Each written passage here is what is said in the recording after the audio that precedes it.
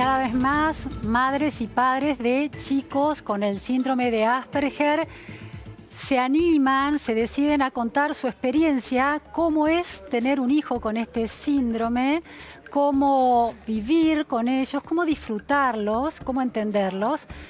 El lunes pasado se realizó un día mundial, se conmemoró el Día Mundial del Síndrome con Asperger.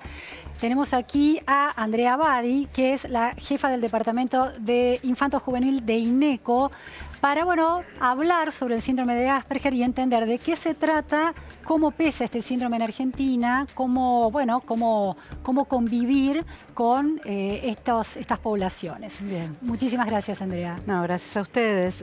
¿Qué es el síndrome? ¿Qué es eso?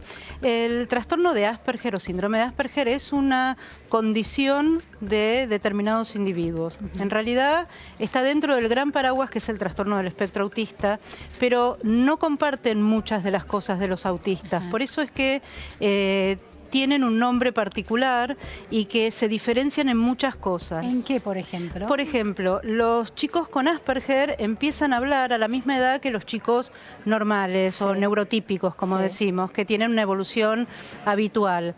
Sin embargo, los autistas van a empezar a hablar más tardíamente o van a empezar a hablar de una manera bastante atípica.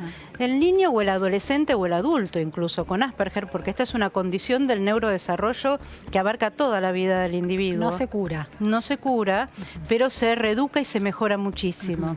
Estos individuos en realidad van a empezar a hablar a la misma edad que espera el pediatra y la madre que hablen.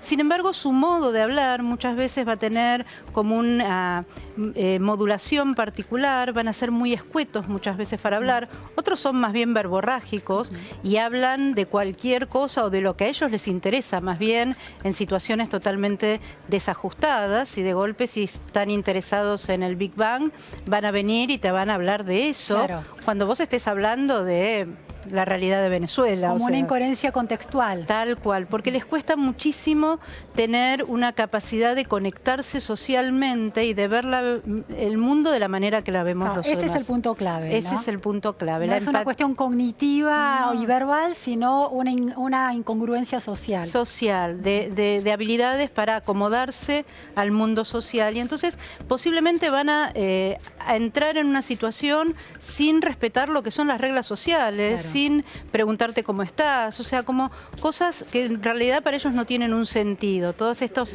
prolegómenos que nosotros hacemos de preguntarnos qué tal, cómo estás, posiblemente para ellos sean una cosa no necesaria y absurda. ¿Hay falta de empatía? Es falta de empatía, es falta de poder ponerse en el lugar del otro y sentir como el otro.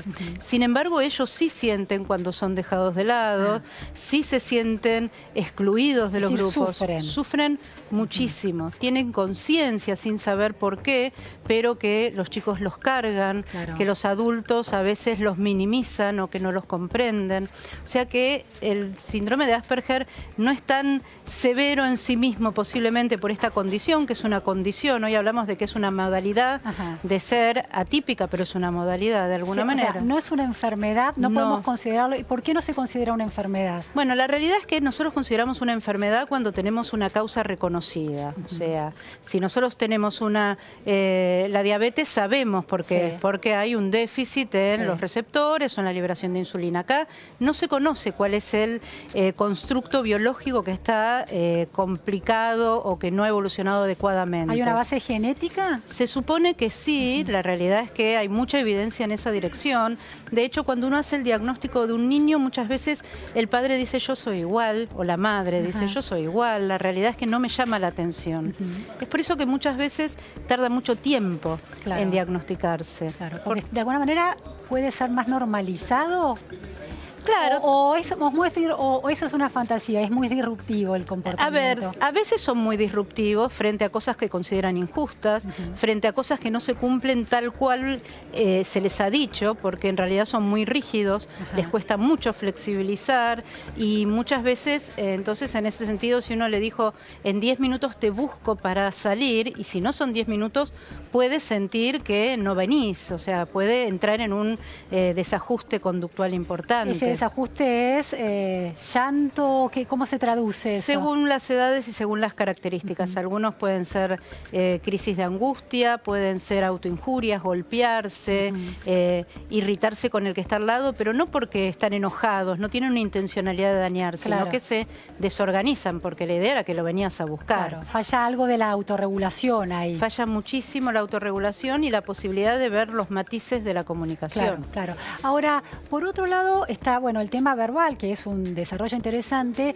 y hay muchos testimonios de chicos con síndrome de Asperger que tienen una especie de lucidez y de capacidad de observación y de síntesis de ciertas cuestiones de una profundidad emocional enorme en apenas una oración. Entonces, ¿cómo funciona eso? Es que en realidad son muy observadores. Entonces es posible que pequeñas cosas que vos saques del contexto, ellos lo noten y vos no te hayas dado cuenta.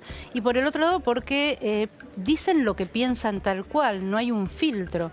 Por eso que a veces pueden ser desajustados y ver a una persona y decir qué gorda que es esa persona. Y las madres se mueren de vergüenza. Dicen realidades.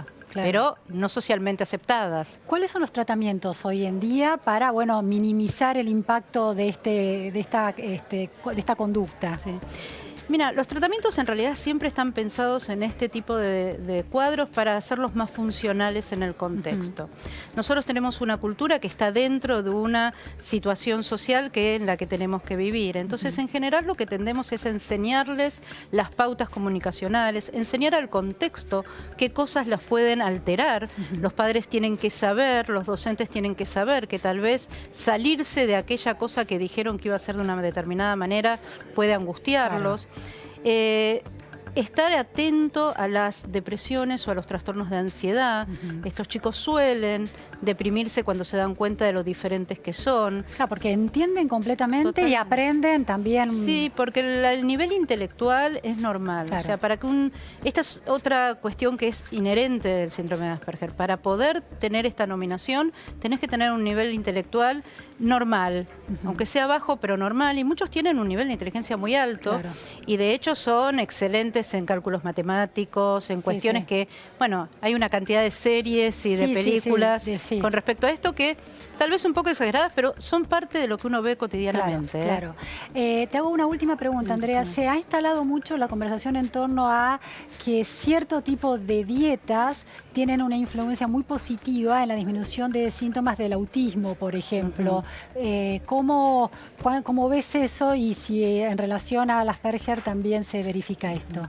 En realidad esto tiene que ver con ciertas hipótesis de alergias gastrointestinales y demás.